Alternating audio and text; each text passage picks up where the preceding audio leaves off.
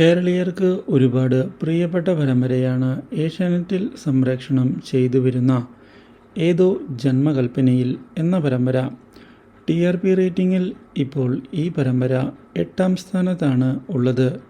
പരമ്പരയിലെ ഇപ്പോഴത്തെ സ്പീഡ് വളരെ സ്ലോ ആണ് എന്നും അതുകൊണ്ട് തന്നെ പരമ്പര കാണാൻ താല്പര്യം കുറഞ്ഞു വരികയാണ് എന്നുമുള്ള പ്രേക്ഷക കമൻറ്റുകൾ ഇപ്പോൾ കൂടി വരികയാണ്.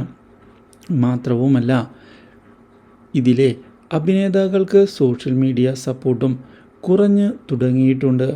എന്നാൽ ഇതിനിടയിൽ പുതിയ വഴിത്തിരിവുകളാണ് പരമ്പരയിലേക്ക് കടന്നു വരാൻ പോകുന്നത്.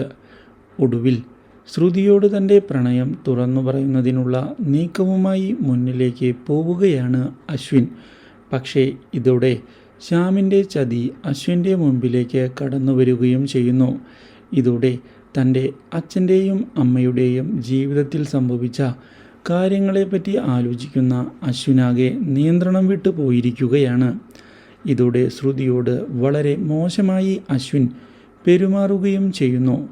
ഈ കാര്യം മനസ്സിലാക്കുന്ന ശ്രുതി എന്താണ് അശ്വിൻ ഒളിപ്പിക്കുന്നത് എന്നുള്ള കാര്യം മനസ്സിലാക്കാനുള്ള തീരുമാനം എടുത്തതിനെ തുടർന്നാണ് തൻ്റെ അച്ഛൻ്റെയും അമ്മയുടെയും ജീവിതത്തിൽ സംഭവിച്ച ദുരന്തത്തെപ്പറ്റി അശ്വിൻ ശ്രുതിയോട് തുറന്നു പറയുന്നത്.